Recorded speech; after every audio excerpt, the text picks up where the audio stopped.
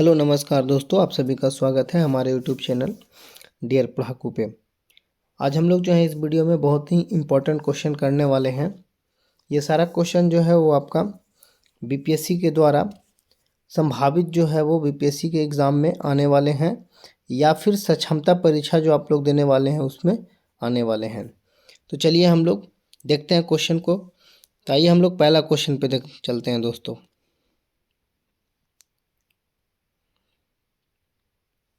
सारा क्वेश्चन जो है बहुत ही इंपॉर्टेंट है और मज़ेदार क्वेश्चन है। तो चलिए पहला क्वेश्चन पे आते हैं हम लोग। सबसे पहला क्वेश्चन है आपका कि आपका लिखा है यहाँ पे कि जार्विक 7 क्या है। देखिए नाम से लग रहा है कि जार्विक 7 जो है वो क्या हो सकता है। तो ऑप्शन पे आइए। पहला है कि ये पेस मेकर है। पेस मेकर जाते हैं शरीर में लगाया जाता है, ठीक है। एक छोटा सा टूल्स होता है।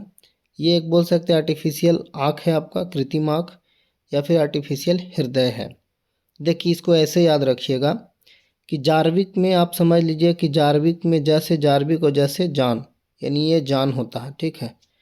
और जान जो होता है वो किस में होता है, तो उसको आप याद रखिए। जान मतलब धड़कन, धड़कन होता है हृदय में। तो याद रखिए कि जार्विक 7 क्या है, तो ये क्या आपका कृत्रिम हृदय है। क्या है, तो कृत्रिम हृदय है। नेक्स्ट अगला क्वेश्चन पे चलते हैं दोस्तों। ये क्वेश्चन जो है वो आपका करेंट अफेयर से है। भारत के G20 अध्यक्षता में युवा 20 जिसको Y20 शिखर सम्मेलन अगस्त 2023 में बैठक कहाँ आयोजित हुई थी। देखिए इसका आंसर देने से पहले आपको बता दें, अगर आप किसी भी परीक्षा को देने वाले हैं, चाहे सक्षमता या बीपीएससी 3 का, तो आप G20 से जितना भी करेंट अफेयर है उसको आप याद कर लीजिएगा। G20 इसलिए बोल रहे हैं क्योंकि इसमें बहुत सारा बोल सकते हैं सम्मेलन हुआ है, ठीक है।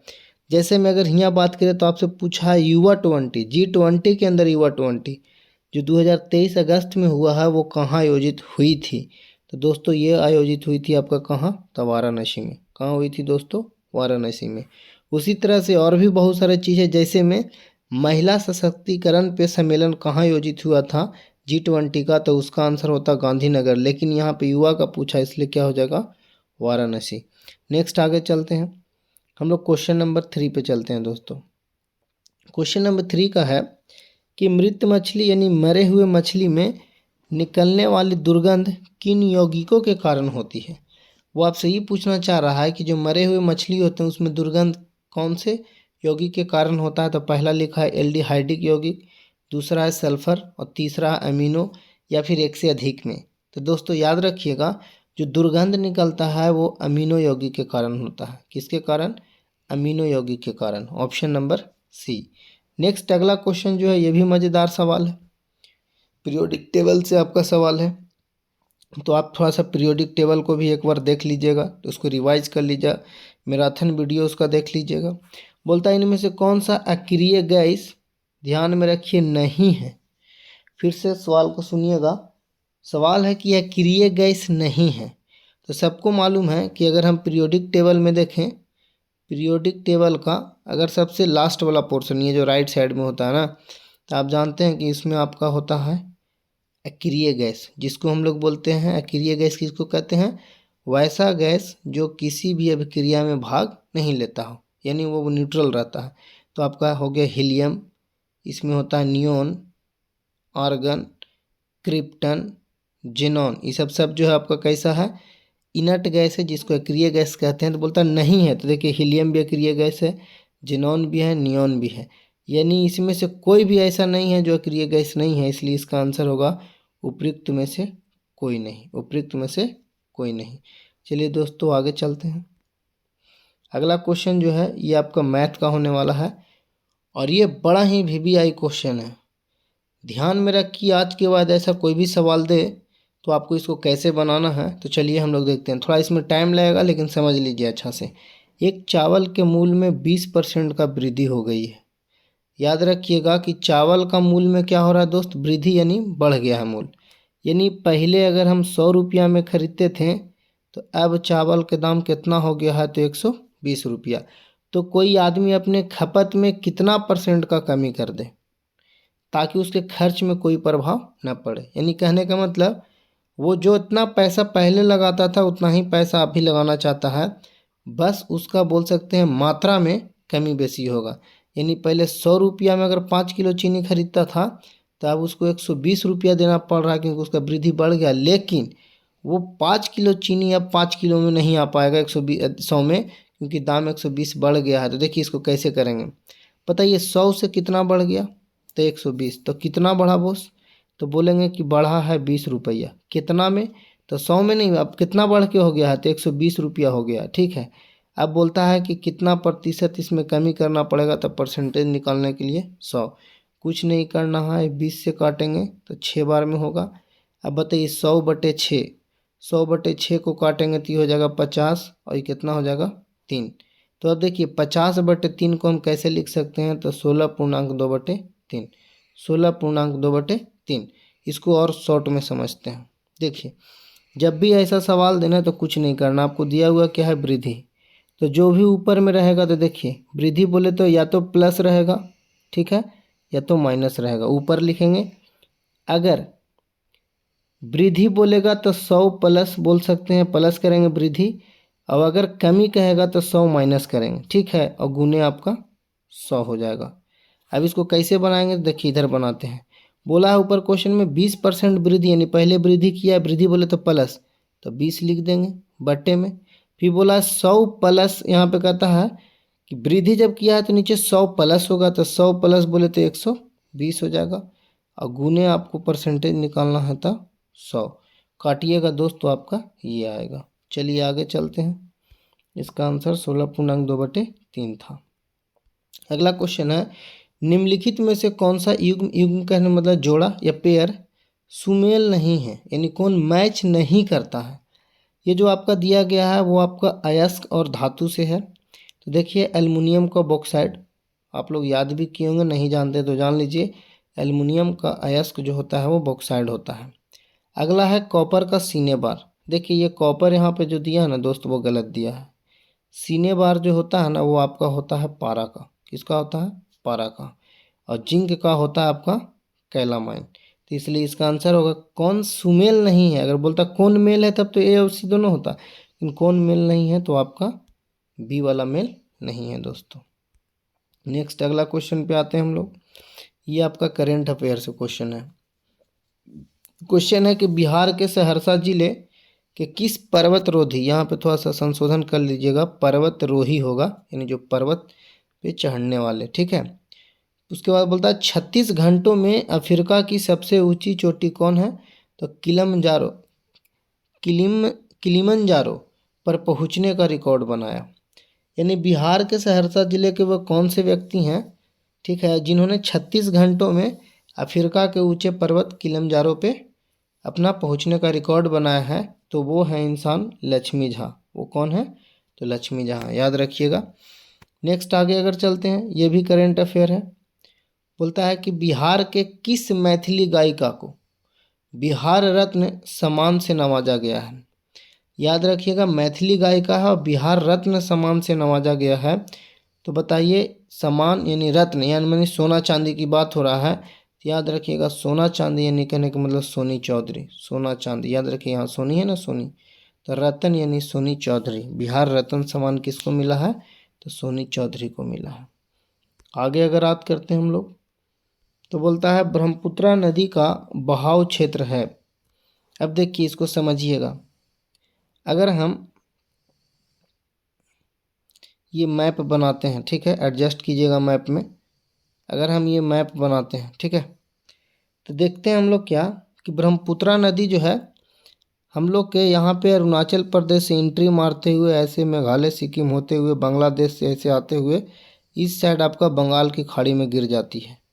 तो ये तो यहाँ पे क्लियर है कि आपका जैसे अरुणाचल में एंट्री मारती है, ठीक है, तो एक तो ये भारत तो जरूर होगा। तो देख रहे हैं भारत ए बी और सी तीनों में है, कोई बात नहीं। आगे आते हैं तो बांग्लादेश में भी आती है, देखिए यहाँ बांग्लादेश, तो देख रहे हैं बांग्लादेश भी तीनों में है। तो बड़ा दिक्कत है भाई, ऑप्शन कौन सा लगाएं, तो कोई दिक्कत नहीं, आगे देखते हैं। उसके बाद हम देखेंगे क्या कि जैसे अरुणाचल प्रदेश के ऊपर अगर जाते हैं, देखिए ऊपर में आपका चाइना भी है, लेकिन जस्ट उसी के बगल में यहाँ पे तिब्बत है, ठीक है। तो ये ध्यान आपको देना होगा कि ब्रह्मपुत्रा नदी चाइना से नहीं निकलती, यानी चाइना में नहीं, वहाँ से उसका उद्गम नहीं हुआ कहाँ से, तिब्बत से। तो ऑप्शन ए खत्म, ठीक है। और बी पाकिस्तान तो जाएगा नहीं, क्योंकि पाकिस्तान इस साइड है, किधर साइड, तो पश्चिम साइड है। तो आपका वो तो ऑप्शन बी ऐसे ही खत्म हो गया, बच गया कौन, तो ऑप्शन नंबर सी दोस्तों। तिब्बत बांग्लादेश और भारत से होकर ब्रह्मपुत्र नदी बहती है। अगला क्वेश्चन पे आते हैं, बहुत ही मज़ेदार क्वेश्चन है दोस्तों। अगर इसी तरह का और भी वीडियो आप लोग आगे चाहते हैं तो हमारे चैनल को सब्सक्राइब कर दीजिएगा और बेल आइकन दबा दीजिएगा। आपको कुछ नहीं करना, केवल मेरा सेट को देखना है, ठीक है। और जैसे आपको बताया जा रहा है वैसे आप प्रतिदिन एक सेट अब अपलोड करेंगे हम, ठीक है। उसके बाद 20 से 30 से अगर सेट आप कीजिएगा तो आपको बहुत सारे क्वेश्चन जो हैं वो रिमेंबर हो जाएंगे और अभ्यास भी हो जाएंगे। तो चलिए हम लोग देर ना करते हुए अगला सवाल पे चलते हैं।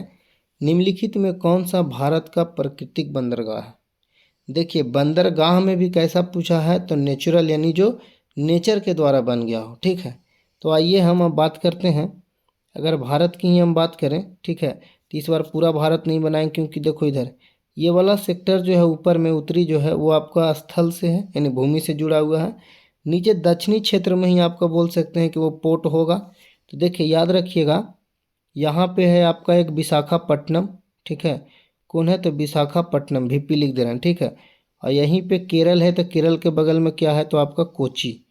याद रखिएगा कोची और विशाखापट्टनम ये दो गो प्राकृतिक है, कैसा है, तो प्राकृतिक बंदरगाह। लेकिन सवाल आपसे ये पूछा है कि भारत का प्राकृतिक बंदरगाह कौन है, तो कोची और विशाखापट्टनम दोनों है, इसलिए इसका आंसर कौन हो जाएगा दोस्तों, कि उपरोक्त में से एक से अधिक हो जाएगा। नेक्स्ट आगे चलते हैं। अगला क्वेश्चन है आपका कि निम्नलिखित में से कौन 1857 के विद्रोह में अंग्रेजों का सबसे कट्टर दुश्मन था? जो 1857 में सबको मालूम है कि आपका सिपाही विद्रोह हुआ था, ठीक है। सिपाही विद्रोह जब हुआ था, इसमें से कौन जो था वो अंग्रेजों के लिए सबसे ज़्यादा कट्टर दुश्मन था, यानी कि अंग्रेजों को नाक में दम किए हुए था, कौन था वो, तो वो इंसान थे आपका मौलवी अहमदुल्ला शाह, मौलवी अहमदुल्ला शाह। ऑप्शन नंबर ये थोड़ा सा इंटरनल क्वेश्चन पूछ दिया है डिटेल में।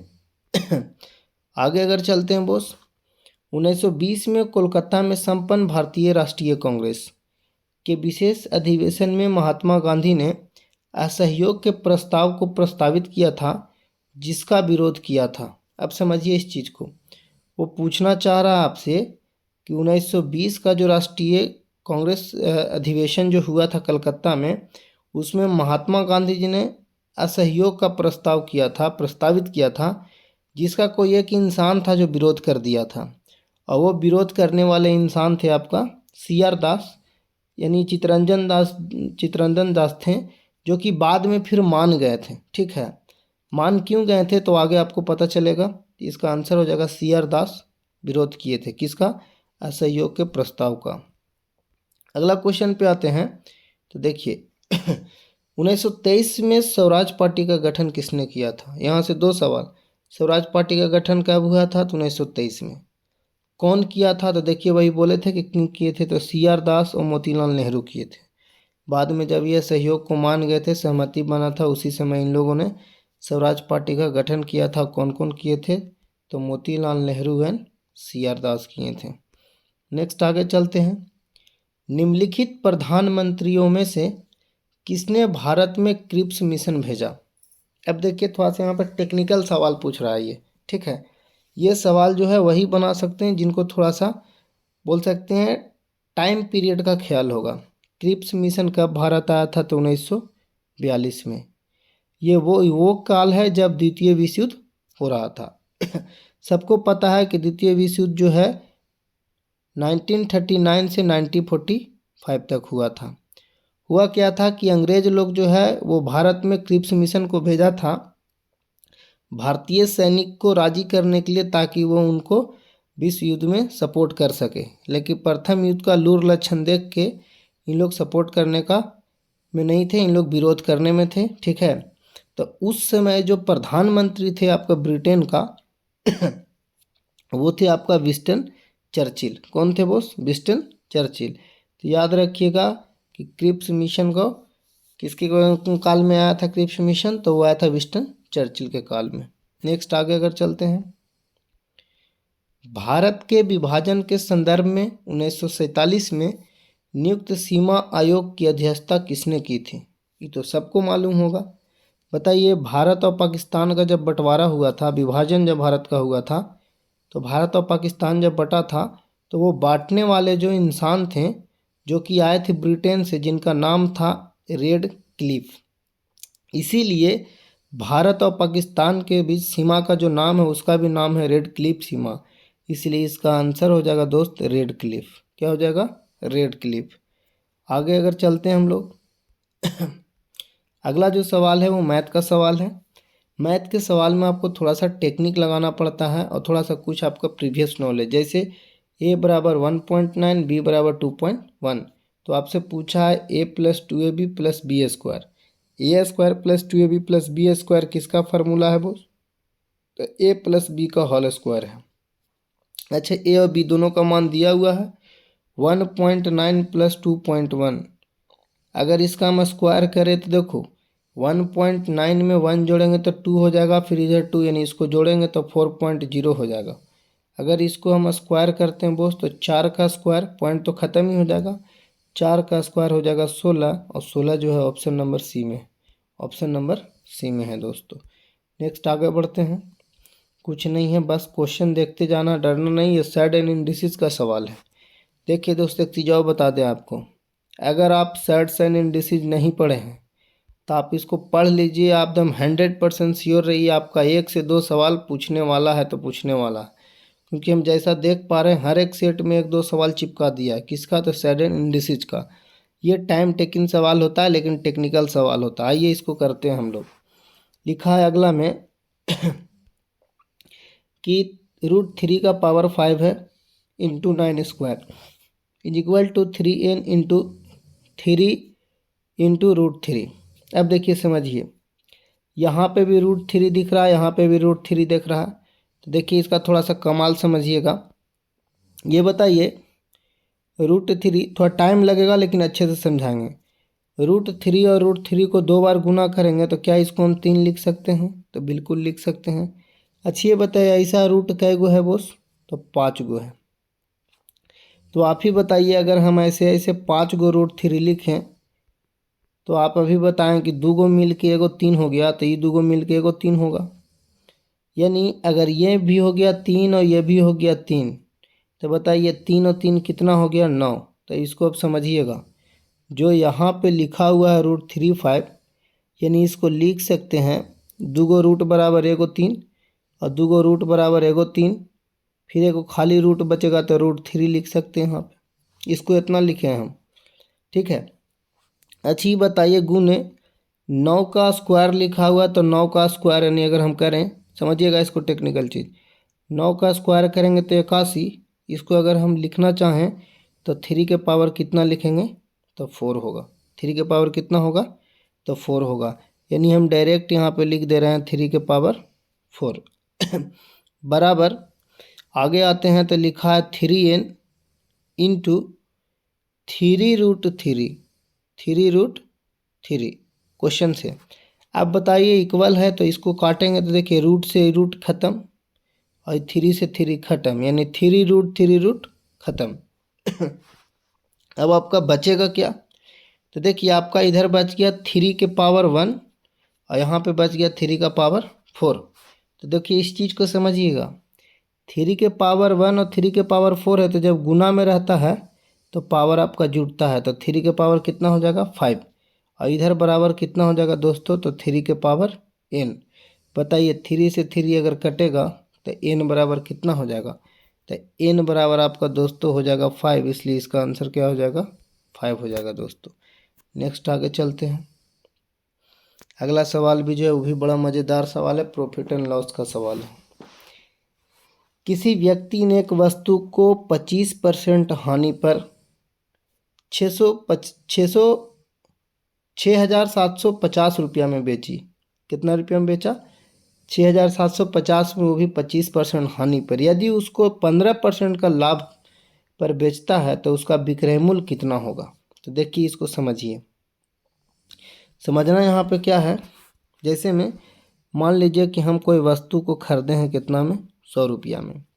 तो इसके साथ दो गो केस है, हम पहले हानि पे कर रहे हैं, तो बताइए इसको हम पहले कितना पे बेचेंगे, तो 75 रुपया पे।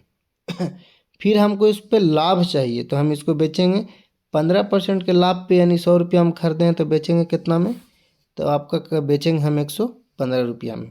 तो देखिए क्वेश्चन में दिया हुआ क्या है कि इतना में बेची गई है 25% हानि पे। तो आइए क्वेश्चन के अनुसार चलते हैं।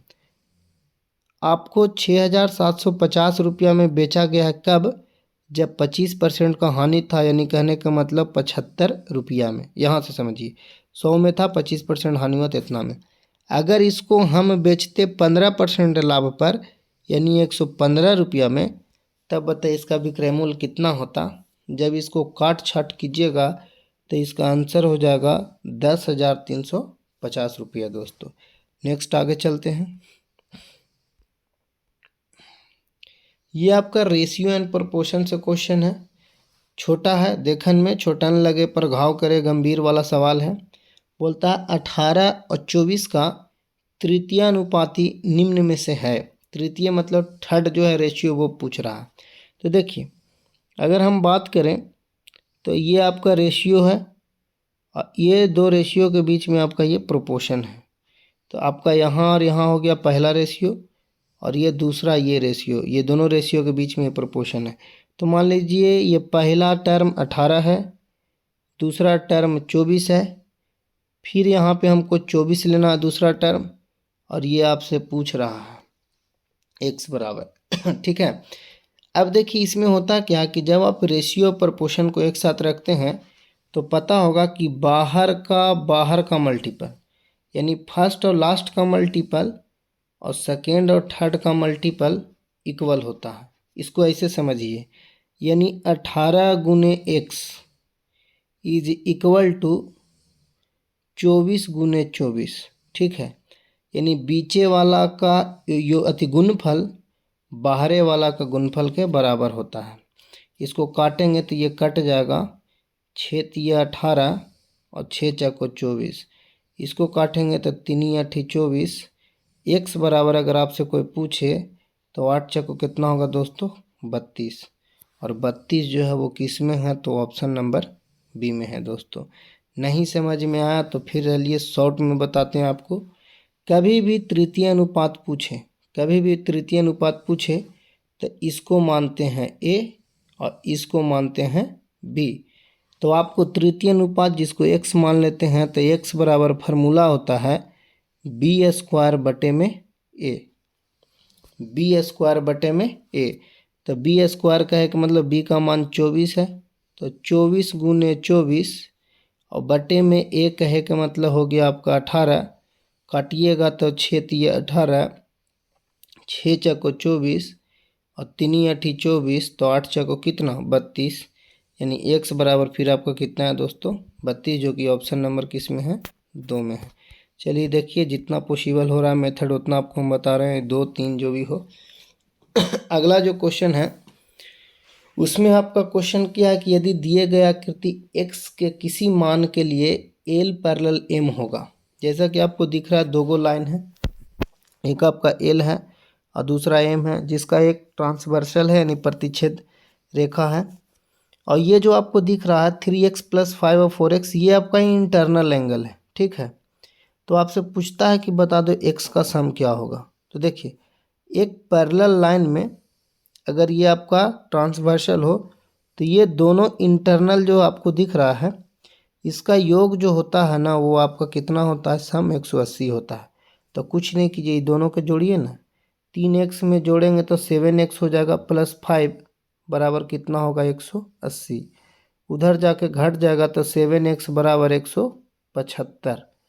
175 को काटेंगे 7 से तो 7 दूनी 14, 3 शेष बचेगा तो 7 पचे 35, यानी x बराबर 25, ठीक है।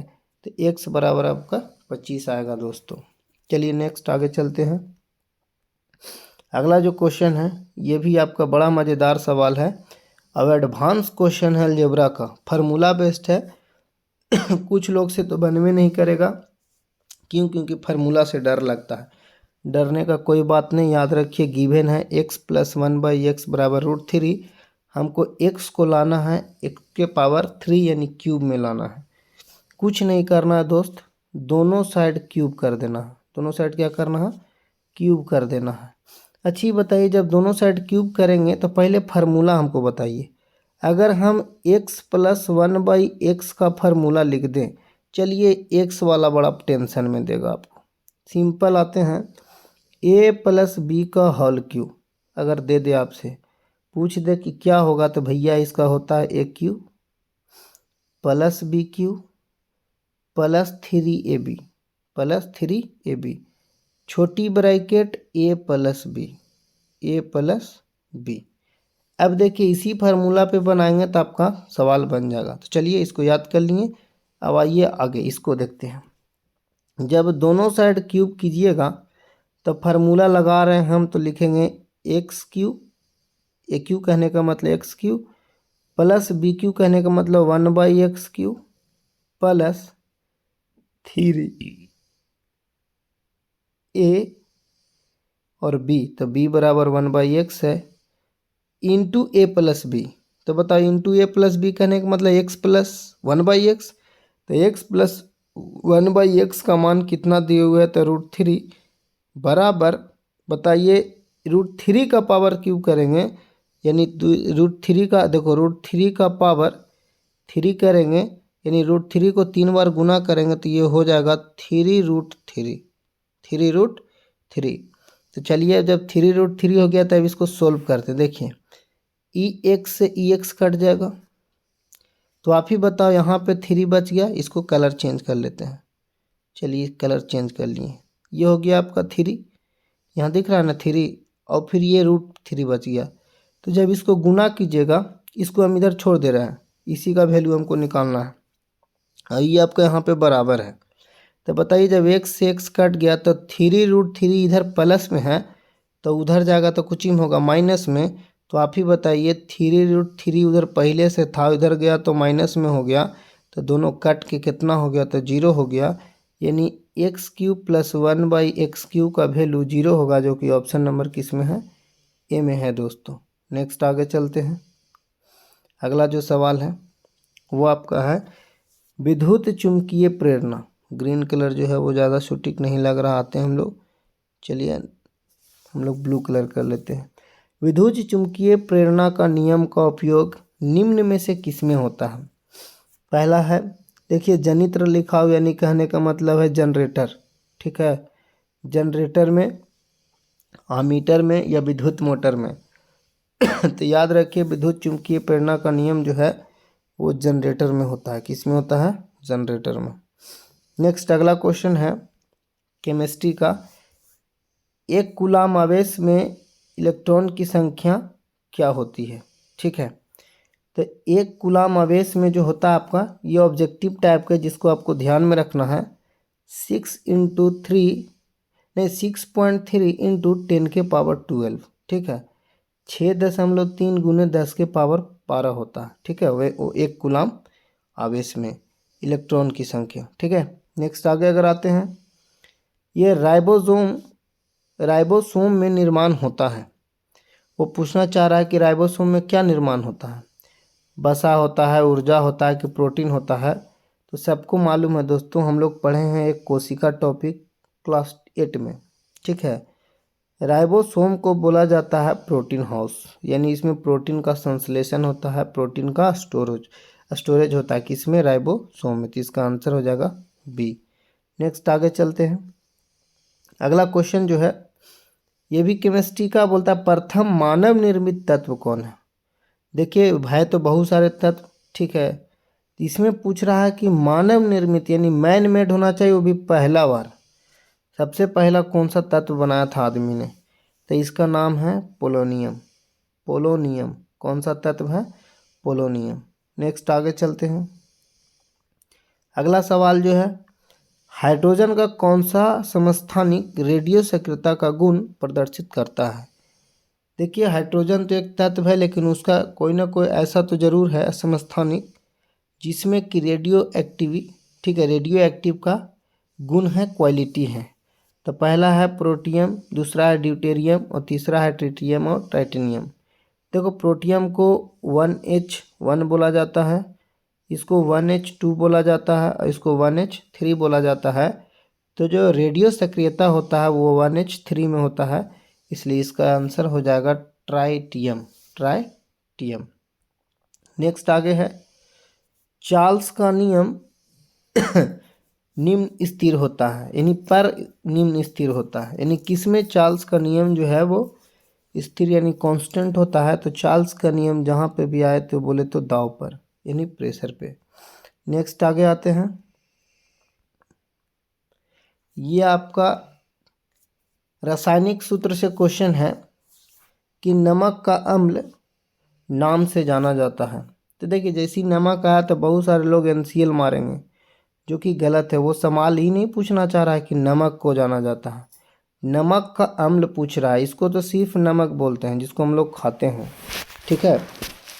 अब अगर हम आगे चलें दोस्तों, तो नमक का अम्ल जो है ना वो कहा जाता है HCl को, ठीक है, जिसको हाइड्रोक्लोरिक कहते हैं। और H2SO4 को सल्फ्यूरिक एसिड कहते हैं। इसको अम्लों का राजा कहते हैं, किसको? H2SO4 को। लेकिन पूछा है नमक का अम्ल, इसलिए ये हाइड्रोक्लोरिक अम्ल होगा। आगे चलते हैं। अगला सवाल जो है, कहता है ध्वनि का चाल पर निम्न का प्रभाव नहीं होता है। स्पीड ऑफ साउंड पर किसका इफेक्ट नहीं होता है, ठीक है। तो देखिए टेम्परेचर का होता है, अगर टेम्परेचर ज़्यादा कम होगा तो उस पर ध्वनि का आर्द्रता पे भी होता है, क्योंकि कहीं ना कहीं आर्द्रता टेम्परेचर से रिलेटेड है। तो जब आपका प्रभाव किस पे नहीं होगा, तो प्रेशर से साउंड का कोई लेना देना नहीं है, इसलिए इसका आंसर क्या हो जाएगा? दाब। आगे अगर चलते हैं दोस्तों, तो देख रहे हैं हम लोग का अगला सवाल जो है, हरा प्रोटोजोआ कहा जाता है।